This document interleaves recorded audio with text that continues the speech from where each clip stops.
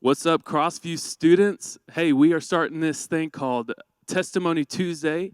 And so each week, we're going to be putting out a video of either a volunteer or of a student, or maybe even myself, giving their testimony. This is really just to get for you to get to know your leaders better and maybe for them to get to know you a little bit better. And so today, obviously, we have the one and only Seth. And so he's going to be sharing his testimony with us this evening. And I've heard a little bit of Seth's testimony before, but I don't think I've ever actually heard it from, beginning to end. So I'm really excited to hear what you got to say. So, Seth, take it away. So my full name is Benjamin Seth Burgess. I'll be 27 in a little over 2 weeks, which is just crazy to think about because I can just remember yesterday being in high school. I grew up in a semi-Christian home. My dad would consider himself to be a believer. Um, uh, we didn't really go to church a whole lot. We went to church with my grandmother when we were kids, but whenever we were inside in the service, we were outside playing tag or playing a game or something. We were never involved.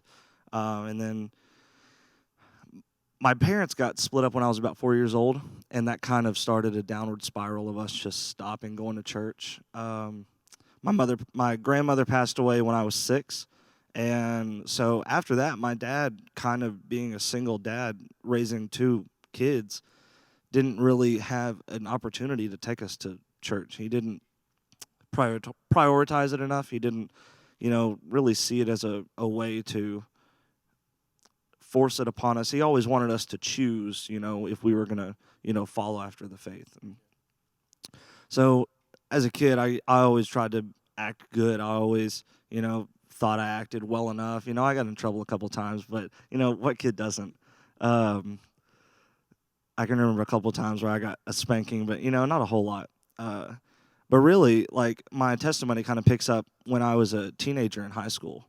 I was 14, ninth grade, and, just going about the motions. I hadn't, really looked a whole bunch into Christianity or God or Christ or anything, and so I was kind of just out there, just kind of wandering around, wondering if God was real, what did it mean to be saved? And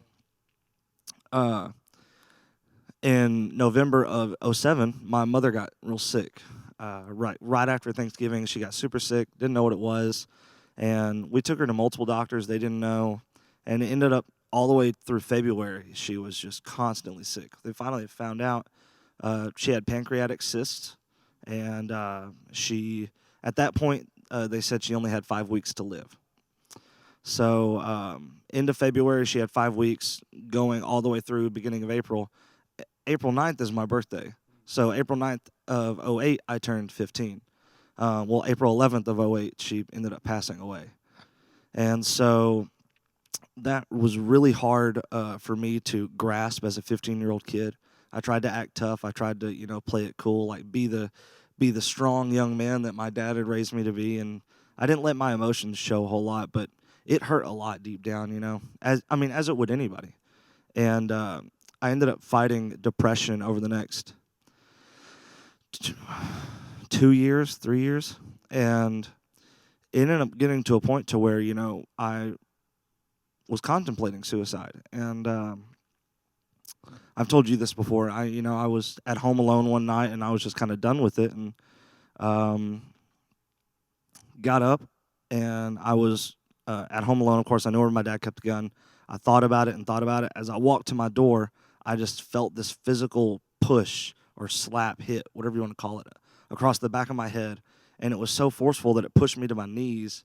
And I heard God audibly say, I created you for much more than this. And, that brought tears to my eyes. And at that point, I was 16 years old, and I started looking. I really started searching because I was like, if God intervened so much into my life at that point and stopped me from doing this, what did he have for me? And so another year passed, and I ended up getting into a relationship in my senior year when I was 17, and ended up being a really crazy situation. I went to her church one Wednesday night. They were talking about music, and I was really heavily involved in music when I was a kid, or when I was a teenager. and I ended up cussing out the youth leaders, and it was a really it had shown how far like I had gone from being this good kid to really thinking I knew what I was talking about, and just not listening to people and just pushing people away. And I ended up a couple months later. We broke up. I ended up a couple months later getting back together with her, and I got saved at that church by those same youth leaders. And I felt God pulling at my heartstrings and calling me, and I ended up finally answering that call. After about a week, I just remember like that call, that pull, that ache in my heart, that it was just so agonizing. And finally, when I gave in and answered that call, I just felt just this relief of peace and just awesomeness that I can't explain. It's really hard to explain unless you have experienced it. But You know you're a good youth leader whenever you use the word awesomeness. Like that is yeah, man, that's great. for That's sure. great. Um, yeah, I fought depression a lot. I only fought those suicidal thoughts a couple times. Um, Ever since then, I haven't had those thoughts. Ever since that one experience, and I constantly ask people, what does it mean to be saved? And finally, they're just like, I don't know, you change. And that didn't make a whole lot of sense to me as someone that wasn't of the faith. And finally, I was able to get into a church that, knew what it meant and could show me. And they showed me the gospel, and, that led to me being saved. And here I am 10 years later and just on fire. So let me ask you one follow-up question. What Okay. has been the best thing after giving your life to Christ? Where have you seen maybe not the most improvement, but the most satisfaction after giving your life to Christ? I would have to say that would be in my music. In high school, I was in a metal band called Fall of the Elite, which you can find on YouTube. You can find our songs. We'll leave the link in the description. No, don't do that.